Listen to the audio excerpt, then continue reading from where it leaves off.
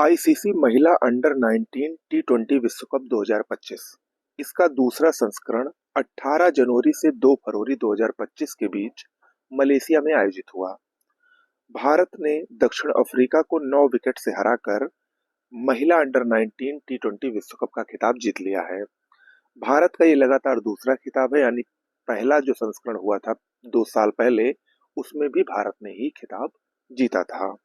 प्रतियोगिता की सर्वश्रेष्ठ खिलाड़ी भारत की गोगांडी त्रिषा को चुना गया। भारतीय टीम की कप्तान निक्की प्रसाद रहीं। केंद्र सरकार ने 4 नए आर्द्रभूमि स्थल को शामिल किया है। हाल ही में 2 फरवरी को विश्व आर्द्रभूमि दिवस मनाया गया। उसी अवसर पर भारत में 4 नए आर्द्रभूमि स्थल शामिल हुए, जिसमें तमिलनाडु के 2 स्थल, सिक्किम और झारखंड के एक स्थल शामिल हैं।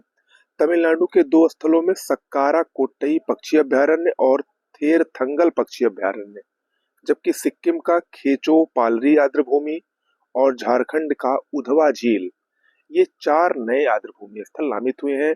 और इनमें सिक्किम और झारखंड के जो 2 स्थल शामिल हुए हैं, पहली बार सिक्किम और झारखंड के कोई स्थल हैं जो रामसर की सूची में शामिल हुए हैं। तो ये भी अपने आप में एक महत्वपूर्ण बात है। इन 4 स्थलों के साथ भारत में अब 89 रामसर स्थल हो गए हैं और इसी के साथ एशिया में सबसे अधिक स्थलों की रामसर स्थलों की संख्या भारत के पास हो गई है। दूसरे नंबर पर चीन है, जिसके पास 82 रामसर स्थल हैं। वहीं विश्व की बात करें तो विश्व में रामसर स्थलों के मामले में भारत का विश्व में तीसरा स्थान है। पहला स्थान यूके का है, यूनाइटेड किंगडम, जिसके पास 175 रामसर स्थल है।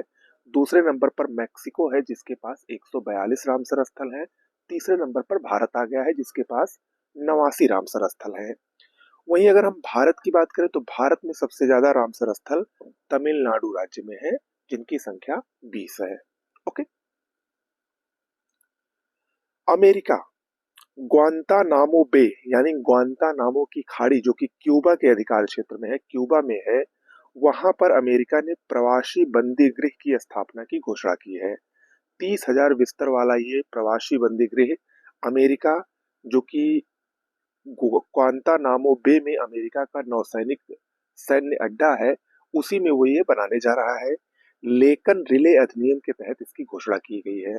लेकन रिले अमेरिका के एक छात्र था, जिसकी पिछले वर्ष वेनेजुएला से आए एक अप्रवासी व्यक्ति ने हत्या कर दी थी।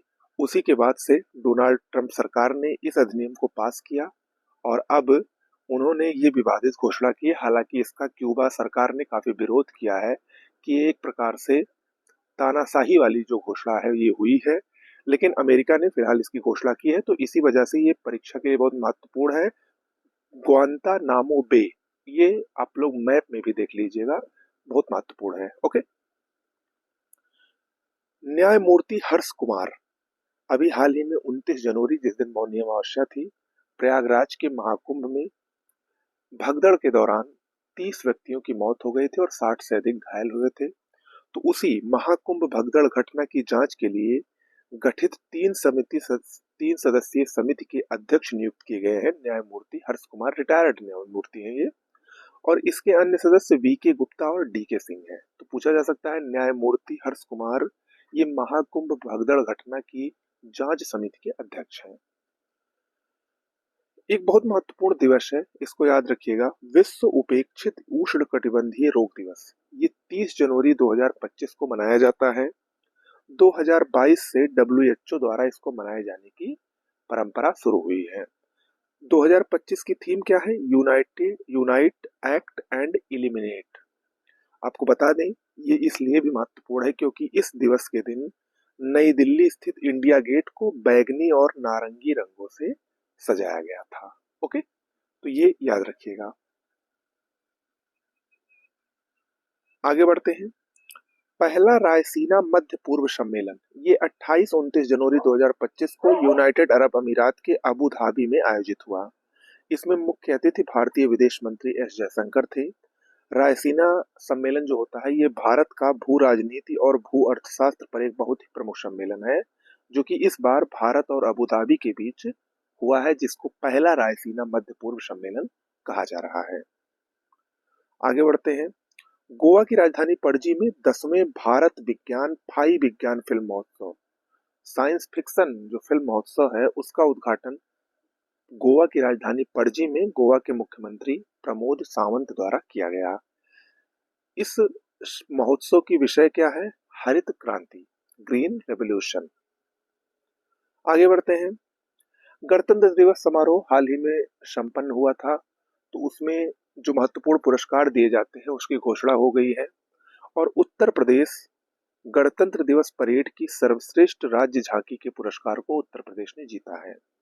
उत्तर प्रदेश राज्य की जो झांकी थी उसका विषय था महाकुंभ 2025 स्वर्णिम भारत विरासत और विकास। इस झांकी को सर्वश्रेष्ठ राज्य झांकी के पुरस्कार से सम्मानित किया गया है। झांकियों में अगर बात करें तो दूसरा स्थान त्रिपुरा का रहा और तीसरा स्थान आंध्र प्रदेश का रहा। अन्य पुरस्कारों में जो महत्वपूर्ण पुरस्कार है उसमें सशस्त्र बलों में सर्वश्रेष्ठ मार्चिंग दस्ते का पुरस्कार जम्मू एंड कश्मीर राइफल्स की टुकड़ी को दिया गया। वहीं मंत्रालयों की झांकी में प्रथम पुरस्कार जनजातीय कार्य मंत्रालय की झांकी को दिया गया था। ओके, ये कुछ महत्वपूर्ण पुरस्कार थे जो परीक्षा की दृष्टि से महत्वपूर्ण हैं। आगे बढ़ते हैं। राष्ट्रीय महत्वपूर्ण खनिज मिशन 29 जनवरी 2025 को केंद्र सरकार द्वारा इस महत्वपूर्ण योजना को मंजूरी दी गई। इसका उद्देश्य भारत के भीतर महत्वपूर्ण खनिजों की खोज को प्रोत्साहित करना है। इस मिशन के लिए कुल 34,300 करोड़ रुपए का परिव्यय होगा, जिसमें 16,300 करोड़ रुपए केंद्र सरकार की तरफ से खर्च किए जाएंगे, जबकि 18,000 करोड़ रुपए सार्वजनिक क्षेत्र और निजी कंपनियों द्वारा निवेश किए जाएंगे।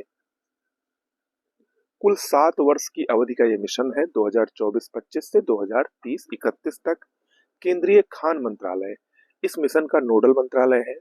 आपको बता दें, भारत सरकार ने 30 महत्वपूर्ण खनिजों की पहचान की है, जिनके लिए इस मिशन को शुरू किया गया है। इसमें antimony, molybdenum, copper, cobalt, bismuth, antimony, tin, titanium, cadmium इत्यादि 30 महत्वपूर्ण खनिज इसमें शामिल हैं, जिनमें से ये कुछ प्रमुख खनिज हैं। ओके, तो ये भी काफी महत्वपूर्ण है। आगे बढ़ते हैं। एलेक्जेंडर लुकाशेंको ये बेलारूस के राष्ट्रपति चुने गए हैं हाल ही में, और ये लगातार 7वीं बार बेलारूस के राष्ट्रपति बने हैं। ओके, 1994 से ये लगातार बेलारूस के राष्ट्रपति हैं। बेलारूस जो कि एक यूरोपीय देश है, छोटा सा देश है, इसकी राजधानी मिन्स्क है, वहां के ये लगातार 7वीं बार राष्ट्रपति चुने गए हैं। तो आज के करंट अफेयर्स में इतना ही। मिलते हैं नेक्स्ट वीडियो में, तब तक के लिए नमस्कार।